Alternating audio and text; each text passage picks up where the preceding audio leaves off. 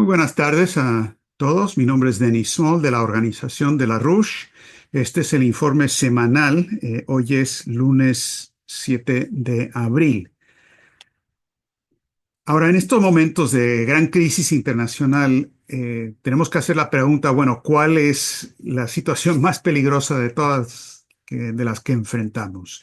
Por supuesto, sigue habiendo un gran peligro en torno a Irán, donde existe la posibilidad de que convenzan los neoconservadores a Donald Trump de que tiene que lanzar un ataque para disque decapitar a Irán, lo que terminaría decapitándolo a él y a su gobierno. Hay la situación de Ucrania, hay la situación de China con Taiwán, donde los chinos se vieron obligados a realizar las mayores maniobras militares, ejercicios militares de la historia reciente, rodeando por completo a Taiwán y empezando a acercarse poco a poco, enviando un mensaje muy claro de lo cual sería el resultado si la OTAN y Estados Unidos siguen con la intención de darle rienda suelta y fomentar la independencia de Taiwán, un poco así como fomentar la entrada de Ucrania a la OTAN, tendría el mismo efecto. Con todo eso que está ocurriendo, tengo que decirles que en este momento el mayor peligro por lo que ha pasado en los últimos días no está en el ámbito militar como tal, sino que está en el ámbito económico y financiero por la guerra arancelaria que Trump ha desatado por recomendación de sus asesores. Eh, Él anunció, como ustedes saben, una política de imponer aranceles por parte de Estados Unidos, según él, que correspondan a la mitad de los aranceles que los otros países le imponen a los productos norteamericanos. Ahora, esto es una mentira descarada, porque el cálculo que hacen de los supuestos aranceles que otros imponen no tiene nada que ver con aranceles. Lo que están haciendo es que están tomando el total de las importaciones del país X que hacen de Estados Unidos, dividido por las exportaciones a ese país por parte de Estados Unidos, cuando los países exportan más a Estados Unidos de lo que importan, que ocurre con muchos países, especialmente los pobres, esto es supuestamente un arancel implícito y por lo tanto Estados Unidos dice que va a imponer un arancel comparativo igual. Por ejemplo, el caso de Madagascar en África. Ellos exportan anualmente 733 millones de dólares de productos, minerales, materias primas y demás. Pero importan nada más 53 millones de Estados Unidos. ¿Por qué? Porque no tienen dinero para importar y necesitan dinero y por lo tanto están exportando todo, hasta lo que no. Esto quiere decir que la proporción, según este cálculo que han hecho los genios en economía de Trump, es el 93%, como si ese fuera verdaderamente un arancel, que no lo es, simplemente es un desequilibrio impuesto por el sistema financiero internacional.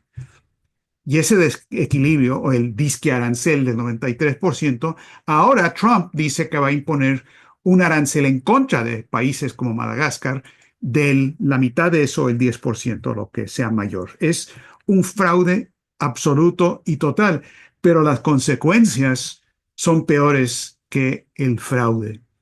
Y para empezar a identificar eso, quiero mostrarles, les voy a pasar un extracto de un pequeño video de Lyndon LaRouche, de una charla que él tuvo con jóvenes en el 2002.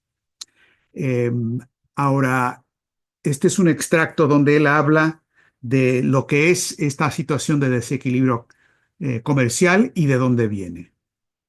Ahora, vamos a pasar esto compartiendo pantalla con ustedes y tiene subtítulos en español. Ahí va. The Romans depended on loot, which they took from countries they'd conquered. And they became more and more degenerate at home, like the United States over the past 35 years.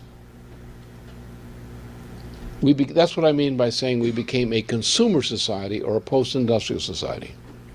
So what we did is we now loot the world various ways.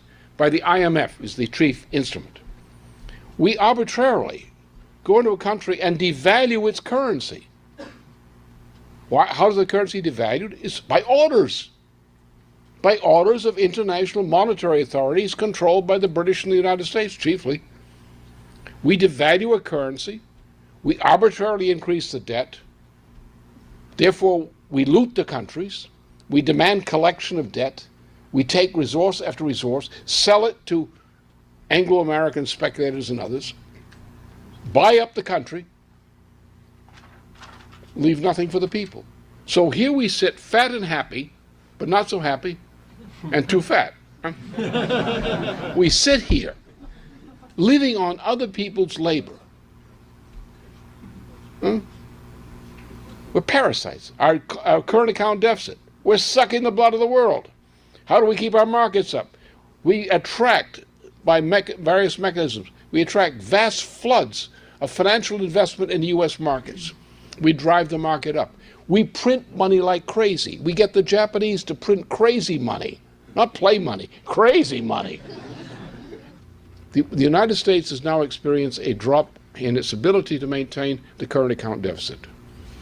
The Bush administration has done the worst possible things in response to the crisis with its tax cut and other measures. This was absolute insanity. With the flow of funds into the United States is dropping. Only the central banks and printing press money is coming in to keep the market from collapsing. It's not because of what other countries are doing, it's what we're doing. This is a collapsing, doomed economy. This is the Roman Empire at the end phase. And we're trying to establish a worldwide military empire at the time we've lost the empire at home.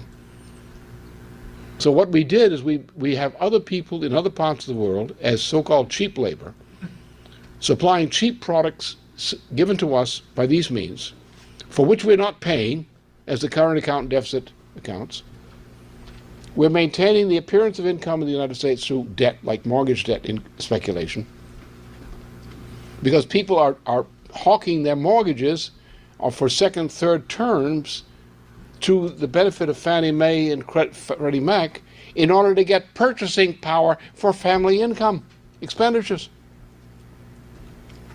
When those houses come down in value, these people will have no job, they'll have a mortgage that could never be paid, they'll be evicted, and you will have mass evictions and mass ghost towns in areas where you now have Hollywood-style, plastic-covered tar paper shacks going at $500,000 to $1 million up in so-called nominal value.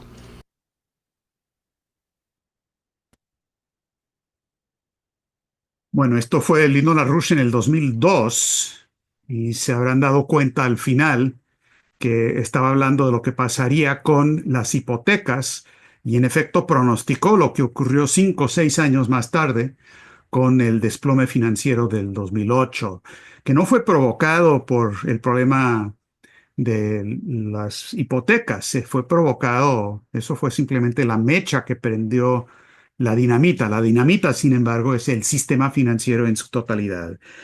Entonces LaRouche habló ahí en ese video y también en un escrito antes del 2001 sobre la defunción del importador de último recurso, donde LaRouche dijo: lo que se viene abajo ahora no es una economía, sino una vasta burbuja financiera cuya expresión económica principal es el papel del sistema financiero estadounidense como importador de último recurso para el mundo en general.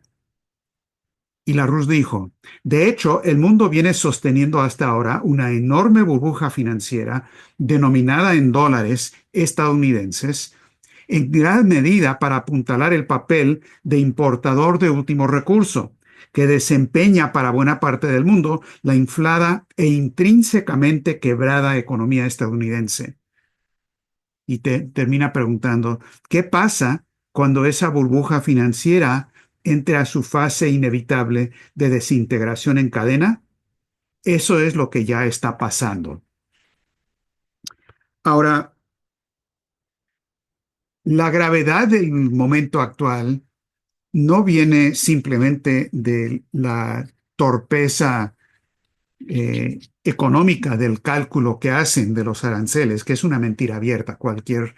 Uno no tiene que ser contador, ni físico, ni economista, ni nada para saber que ese cálculo es risible.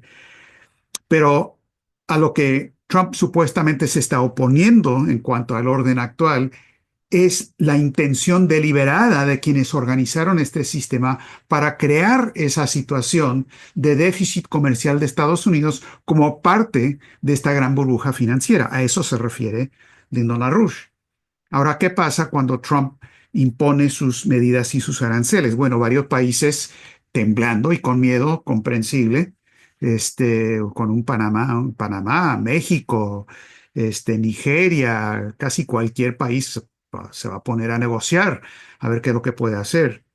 Pero China, cuando Trump amenaza y les impone aranceles, China no puede aceptar la negociación bajo esas condiciones, en las condiciones que está imponiendo Trump. Si hace eso, de ahí en adelante va a ser sujeto total a las amenazas y el chantaje total por parte de Estados Unidos. Es como si Rusia hubiera aceptado en su momento, bueno, está bien, vamos a permitir que Ucrania entre en la OTAN. Entonces China respondió imponiendo sus propios aranceles del 34% y además prohibiendo ciertas importaciones y demás, tal y como habían dicho que harían. Ahora, yo no sé si ustedes están enterados a esta hora. Es el lunes, por la tarde, en la hora de Washington, que estoy grabando este video y en esta reunión. Pero hoy en la mañana, hace 4 o 5 horas, Trump publicó algo en Truth Social donde dijo lo siguiente, dijo, ayer China emitió aranceles de represalia del 34%, a pesar de mi advertencia de que cualquier país que tome represalias contra los Estados Unidos mediante la emisión de aranceles adicionales por encima y más allá de su abuso arancelario a largo plazo de nuestra nación, abre paréntesis, ¿cuál abuso? Son víctimas. Sigue Trump.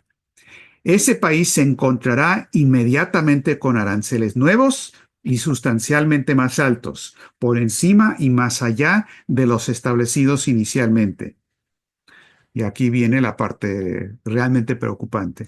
Por lo tanto, escribe Trump, si China no retira su aumento del 34 por encima de sus abusos comerciales ya, para mañana, 8 de abril del 2025, Estados Unidos impondrá aranceles adicionales a China del 50% a partir del 9 de abril.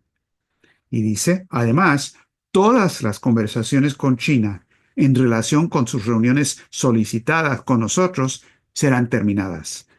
Las negociaciones con otros países que también han solicitado reuniones comenzarán inmediatamente. Gracias por su atención a este asunto.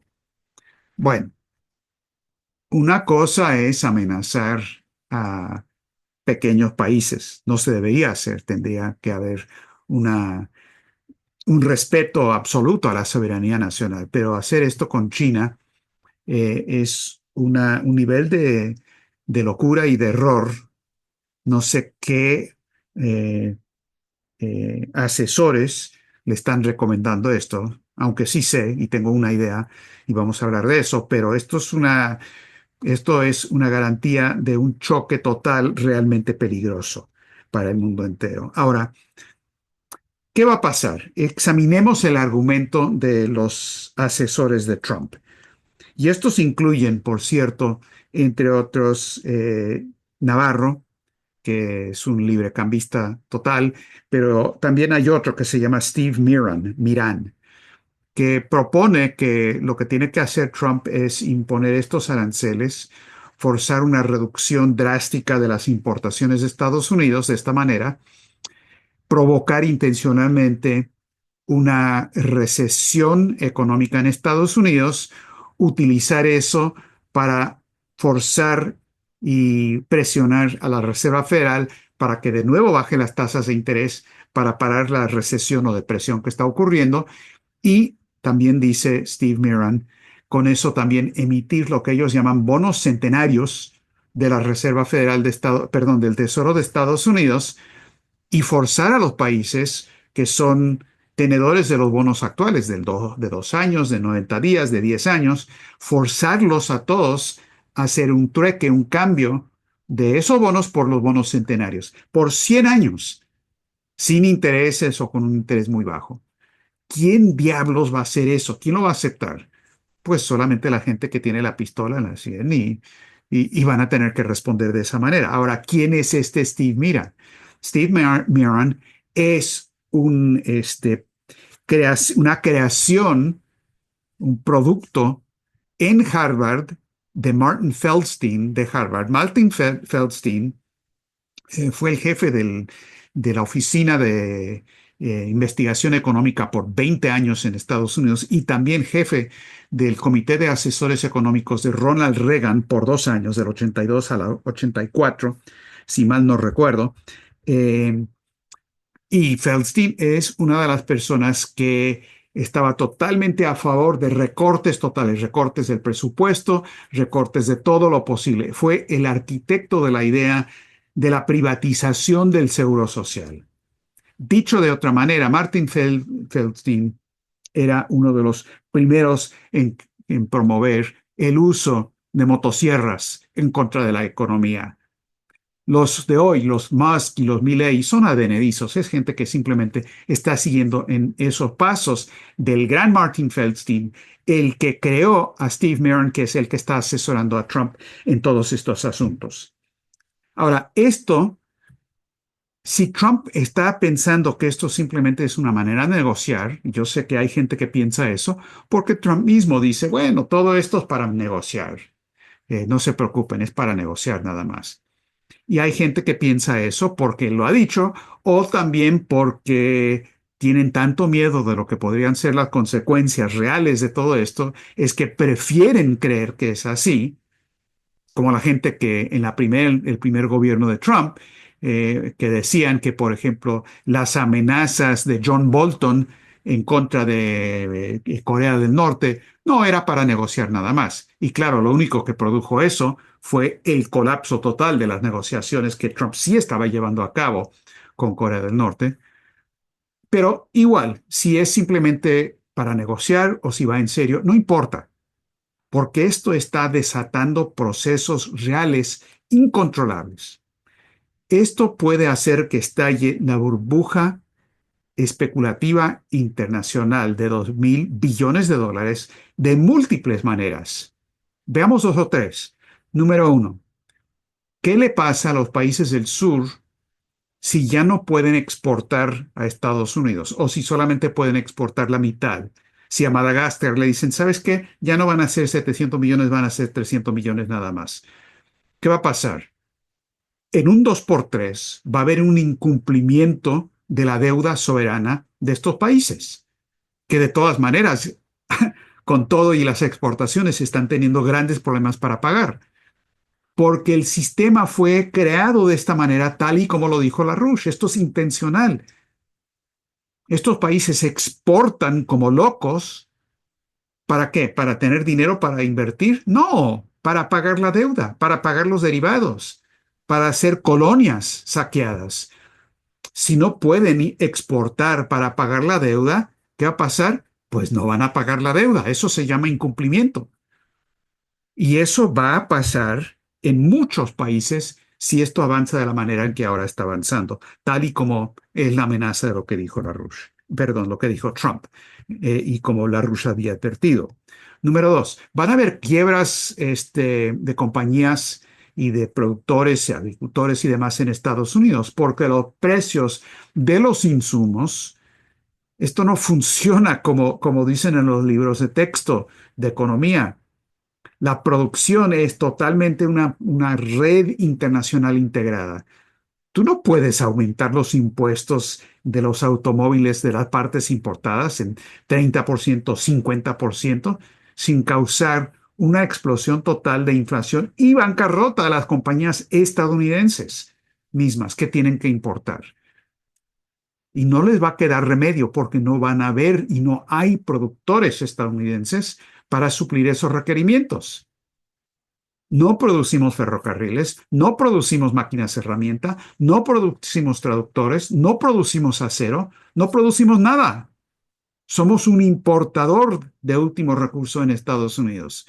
Y eso no se cambia así. Se requieren cambios profundos en la economía que proponemos en el Instituto Schiller, afines a lo que propone Hamilton, para poder resolver esto. Pero el desmontaje que está haciendo Trump va a provocar una oleada de bancarrotas internas en Estados Unidos. Lo mismo el tercero de los tres que quería señalar, deuda soberana externa, las compañías estadounidenses y luego el consumidor estadounidense, que tenemos exactamente el problema que LaRouche había identificado en el 2002. La gente se endeuda con la primera hipoteca, la segunda, la tercera y la cuarta para pagar los costos corrientes, no para invertir en mejorar su vida, para pagar los costos corrientes de vivienda, de escuela, de comida y demás. O se endeudan también con deuda de las tarjetas de crédito. Vean nada más las estadísticas de lo que está pasando con la deuda en tarjetas de crédito. Vean las tasas de interés que cobran en las tarjetas de crédito. 20%, 25%. Yo sé que en Brasil les encantaría tener tasa de interés en las tarjetas, los cartón, nada más del 25%. Pero para Estados Unidos eso es impresionante. Vamos a tener quiebras y bancarrotas e incumplimientos en el sector del consumidor. ¿Cuál va a ser el primero en hacer que estalle como reacción en cadena toda la burbuja? No sé. Todos a la vez, quizás. Ahora, el argumento de Steve Myron o sea, de la gente de Martin Feldstein, como les decía, es provocar una recesión, forzar una reducción de las tasas de interés y con esto crear actividad en manufacturas en Estados Unidos. Vamos a de nuevo regresar a que Estados Unidos tenga manufacturas. Ahora, yo sí creo que Trump cree en eso. Yo lo creo sincero, no lo creo inteligente, lo creo sincero, lo creo astuto, no lo creo inteligente, porque no se puede aumentar las manufacturas y la producción producción industrial en un país simplemente con aranceles. Los aranceles no funcionan así, funcionan de la manera en que decía Alexander Hamilton. Tienen que ir asociados para defender y crear una industria naciente, recién nacida en un país, no para recaudar fondos, no para sacar dinero, pero tiene que ir para proteger una industria acoplado de dos cosas adicionales. Primero, crédito dirigido a fomentar con bajas tasas de interés la actividad productiva. Número dos, aumentos de la tecnología para que aumente la productividad físico-económica. Eso es lo más esencial de Hamilton. Aranceles por cuenta propia nada más no sirven. Tiene que ir acoplado de crédito dirigido y avances en la tecnología y la productividad. En Estados Unidos no hay crédito dirigido a la productividad.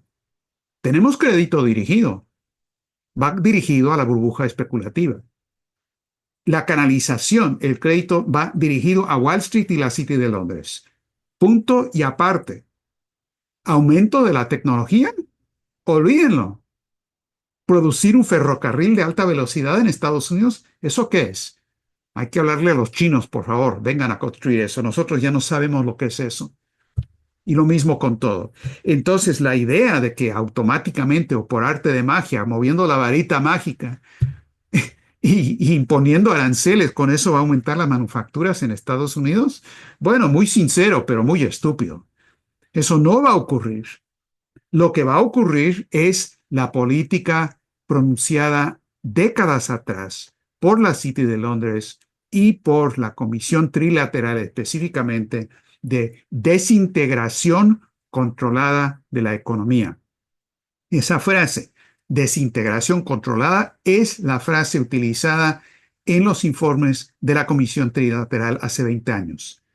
Y lo único que va a ocurrir es un desmontaje de la economía física, a la vez que se canalizan más recursos con bajas tasas de interés hacia la burbuja especulativa.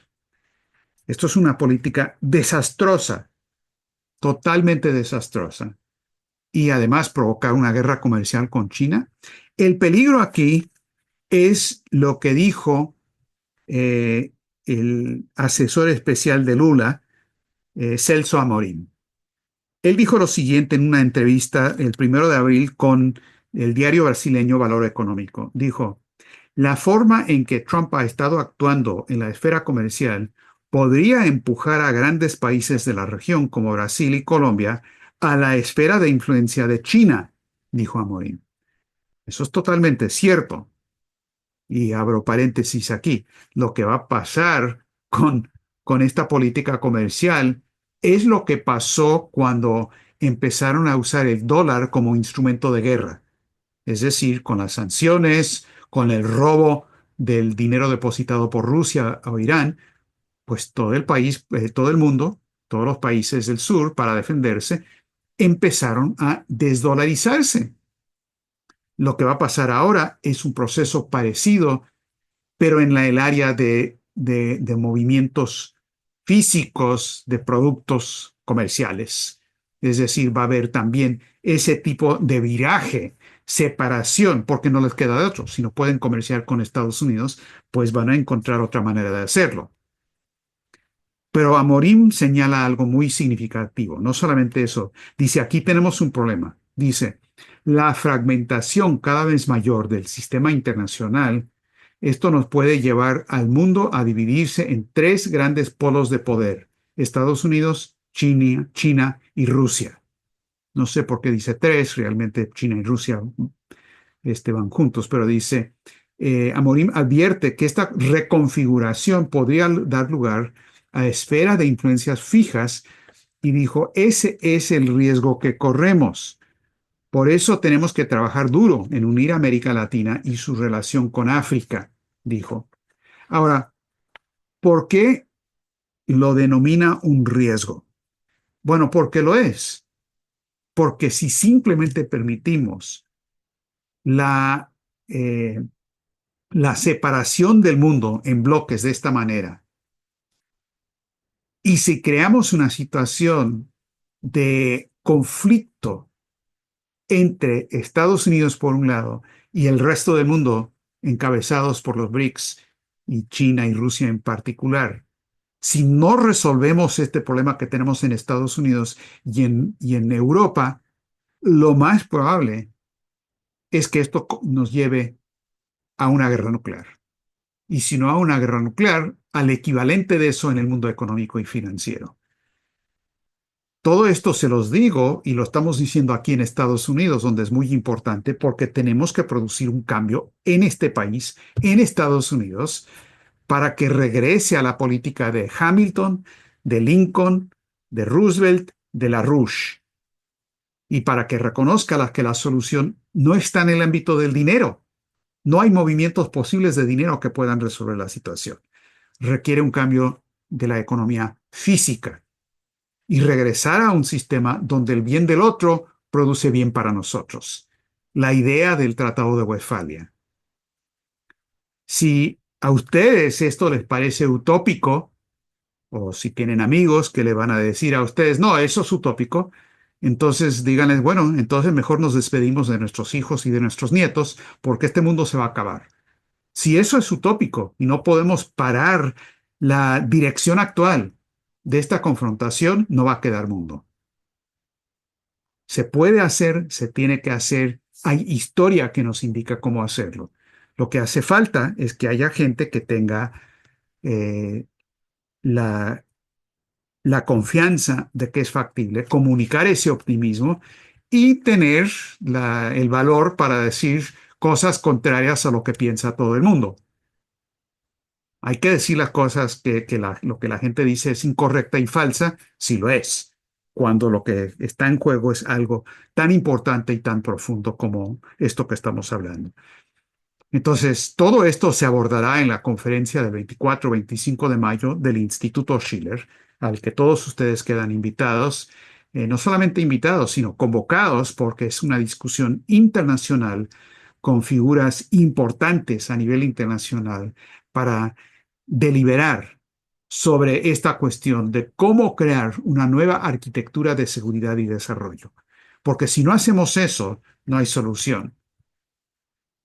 Y los peligros muy reales que conlleva la situación de Irán, también la de Ucrania, que hemos elaborado en otros momentos, siguen siendo peligros muy grandes, como también con la visita de Netanyahu a Estados Unidos y sus reuniones con Trump en este momento, con el deseo inapagable de Netanyahu de lograr convencer a Trump de que lance una guerra en contra de Irán justo en los momentos cuando Netanyahu está llevando a cabo un genocidio en Gaza que es un mes que no ha permitido que entre nada ahí, están bombardeando y matando a la gente y limpiando a diestra y siniestra, un genocidio que solamente tiene comparación con lo que hizo Adolfo Hitler.